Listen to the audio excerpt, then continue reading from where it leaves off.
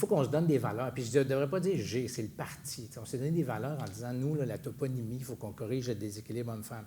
Ouais, Nous, dans la participation, il faut que ça vienne d'en haut. Il faut qu'à un moment donné, tu dises, ben moi, je ne signe pas les candidatures des gens si vous arrivez avec une liste qui est 80-20. Il faut qu'on, ça prend une vraie volonté. Vous avez dit ça, là, vous avez exigé ça. Oui, mais disons que j'avais des gens qui me regardaient en arrière.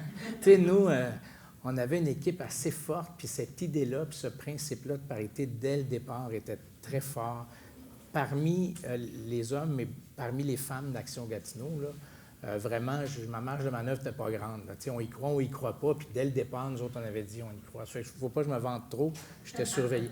Il y a un élément, par exemple, puis moi, ça m'a beaucoup fait réfléchir, parce que ça s'applique aux femmes, puis je dirais à la diversité en général.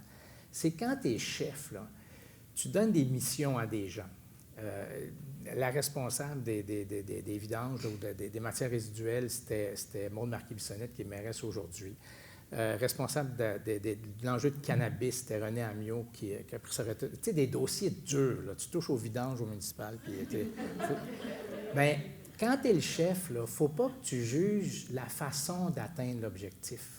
Parce que c'est là où souvent il y a des différences qui s'exercent. Hommes, femmes, diversité, pas diversité, quelqu'un qui tu sais, on a tous des parcours de vie différents. Si tu juges l'objectif, à mon avis, tu vas être bien, bien plus inclusif. Parce que Maude, elle va l'atteindre, l'objectif, mais elle va le faire calmement, elle va faire ça, elle va parler à tout le monde. Myriam, une autre, elle va pas mal mettre son poing sur la table, mais les deux vont livrer, mais pas pareil. Puis je pense que ce principe-là s'applique à toutes les sortes d'êtres humains qu'on a autour de la table, mais je dirais d'abord et avant tout aux femmes.